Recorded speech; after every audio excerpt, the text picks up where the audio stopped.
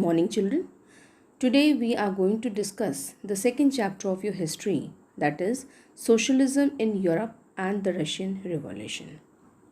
But before starting the chapter, children, you should be clear that what does the term socialism mean? So what is the basic idea of socialism? The basic idea of socialism is to establish a classless society where all should be united on the basis of equality and brotherhood. Basically, socialism pays more importance to the society than the individual person. In this system, the interest of the society is always supreme. Socialism is also a system which wants to bring an end to the capitalism, as capitalist is the foremost and the real enemy of the labor. Why this concept of socialism developed in the Europe? The question arises, why the concept of socialism developed in the Europe and Asia? Children, as the European people were inspired by the French Revolution, you all have studied the French Revolution, the very first chapter, and the European people were highly inspired by the French Revolution. Now the idea about the individual rights and the societal changes that began to be discussed in Europe and Asia. At the same time, responses to complete societal change varied in Europe. As a result, three different views or the opinions were developed, that is, the views of the liberals, radicals, and conservative. So we are going to study all the three different opinions or the views of the people, that is the liberal, radicals, and conservative. First of all, this is the liberals. Now, one of the group which looked to change society were the liberals. They wanted a nation which tolerated all the religion. They opposed uncontrolled power of the dynastic rulers. They safeguarded the rights of individual, but they were not the Democrats. Why? Because they believed in the voting right to be given only to the propertied men, not to the women. So we don't call them as a Democrats one because they were partial. They were not willing to give the right to vote to all the people in the society. Second opinion of the group of the people is your radicals. Now radicals, as they wanted government should be based on the majority of the country's population. They opposed privilege of the wealthy factory owners and the landlords. They didn't like the concentration of wealth in few hands, and along with that we call them as a democrats there because they supported the women right to vote also. They had already they were in favor of the women right to vote. On the other hand side, the third group of the third opinion was your conservatives. Now the conservatives were those people who opposed the liberals and the radicals. Earlier, they opposed the idea of a change, but were later on they thought that it is quite necessary, but it should be in a very slow process. They also believed that the preserving and respecting the past there. So this way, in the Europe, there was a debate and discussion in what way the society should be structured. Now children, as the next heading which we are having here, this is the industrial society and social change.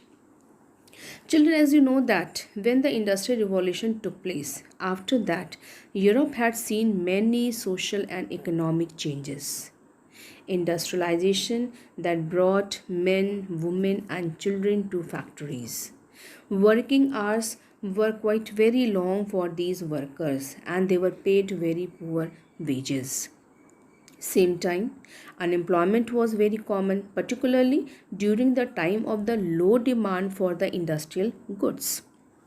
Same way, now housing facility or the sanitation facility were also not properly available in the cities and towns. When the population was increasing, when more people were coming from the countryside to the cities and towns there, so problem was coming up of the housing and the sanitation. Now, at this specific time, the socialist people, they were in a opinion that how to structure a society. And the next heading which we are having here, the coming of socialism in Europe. So coming of socialism in Europe, what does it mean? Basically, as in the Europe, socialism was gaining the popularity slowly and gradually, and these socialist people, they were quite very much against of the private property, and they saw it as the root of all the social evils. These socialists, they favored society as a whole rather than the individually controlled property. More attention was supposed to be paid on collective social interest. Now here at this time there were the different opinions how the society should function, and the great contribution was given by the two different people. One was your Robert Owen and second was Louis Blanc. These two people had a different opinion that how the society should function. So Robert Owen, as basically he was a leading English manufacturer, and he wanted to build a cooperative society, and later on he built a cooperative society known as New Harmony in Indiana, USA. And many socialists also agreed with his vision.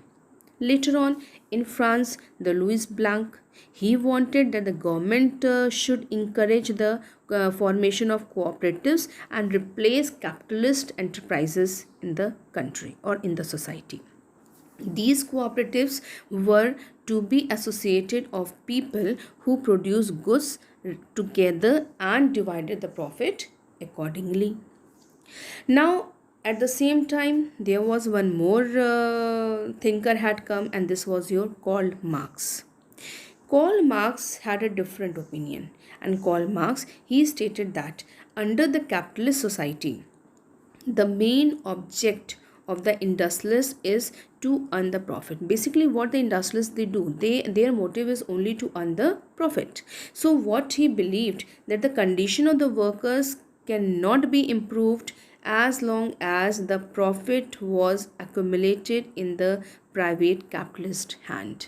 So the profit is accumulated in the hand of the capitalist people there. In that case, the workers' condition can never be improved according to your Karl Marx there. As he said, that since the profit of the capitalists was produced by the workers only, so he believed that to free themselves from the capitalist exploitation, these workers, when they are producing for the capitalist person, so they should be free from the clutches of your capitalist exploitation. And how it is possible? He said that the workers have to overthrow the capitalism and the rule of the private property. So who had to take the initiative? This is the workers. Workers had to overthrow the capitalism and just to rule the private property. They had to construct a radical socialist society where all property was socially controlled, and basically he called that this would be a communist society.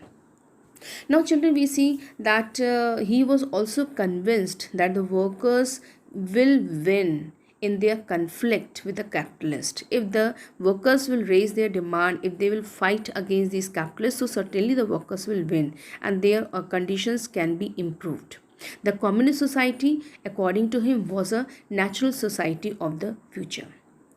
Later on, to coordinate their efforts, now socialist people, they had formed the international body, namely the Second International. So next turn we are going to study about the next topic, that is the Russian Revolution. Thank you, children.